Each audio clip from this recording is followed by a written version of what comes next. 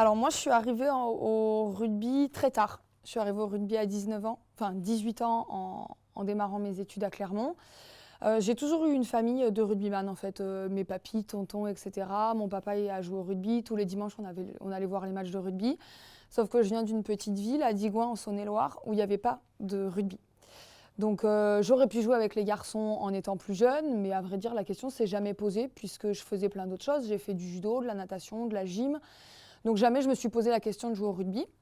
Et j'ai eu envie de jouer au rugby l'année du bac parce qu'il s'est monté une section féminine au club. Et puis en fait, je passais déjà le bac de natation. Mes parents m'emmenaient déjà à droite, à gauche. C'était trop compliqué de démarrer quelque chose là. Et puis mes parents n'étaient pas chauds non plus, honnêtement, pour que je joue au rugby parce qu'une fille qui joue au rugby, enfin voilà, on reste toujours dans tous les clichés, les préjugés. Et quand je suis arrivée à la fac, mes parents n'étaient plus là. Donc j'étais en STAPS, on a le SUAPS qui est passé faire une animation, voilà, nous parler du rugby. Et donc je me suis dit pourquoi pas.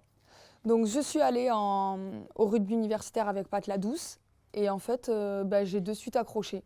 Et je pense que le fait d'avoir fait plein d'autres sports avant, ça m'avait un petit peu dégourdi. J'avais pas trop peur parce qu'en général quand on commence sur le tard, l'appréhension un peu du contact, etc. C'est plus compliqué. Moi, avec le hand, le judo, j'avais pas du tout peur du contact. Donc voilà, j'ai commencé et puis j'ai plus jamais arrêté en fait.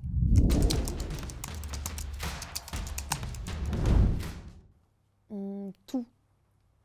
Les entraînements, j'adore me dépasser. Je suis allée il y a 2 semaines là pas il y a 2 semaines, je suis allée pendant 2 semaines cet été au CERS à Cap-Breton. Et j'ai donné, bien entendu, il faut une pathologie pour y aller. Donc j'ai dit que j'avais des problèmes de genoux parce que j'ai des problèmes de genoux. Et en fait, ce que j'aime, c'est m'entraîner. J'ai fait 2 semaines de prépa physique, mais j'étais la plus heureuse.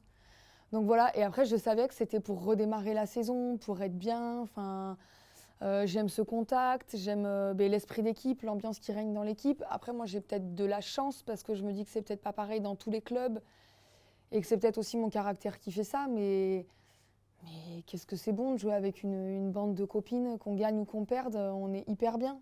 Donc voilà, c'est cet état d'esprit, le dépassement de soi, et puis l'envie de se battre pour la copine d'à côté, parce que je pense que c'est des choses que quelqu'un qui fait un sport individuel ne peut pas comprendre. J'ai fait de la natation, donc faire des longueurs dans un bassin, on se bat pour nous en fait. Là, on se bat pour la copine. Si on n'a pas envie de jouer le dimanche, si on n'a pas envie de s'entraîner la semaine, et on se dit que on le fait pour la fille qui est à côté de nous en fait. Et puis pour la nénette qui va rester le dimanche à la maison parce qu'elle va pas avoir la chance de jouer.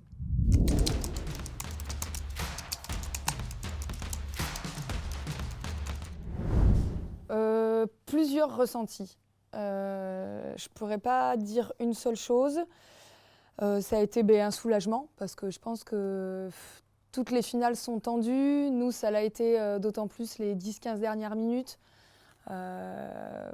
Comme un peu le scénario de la demi-finale où elles étaient tout le temps chez nous, où on défendait, où on n'a rien lâché. Donc je pense que le premier sentiment, ça a été le soulagement. Et après, la joie, la fierté.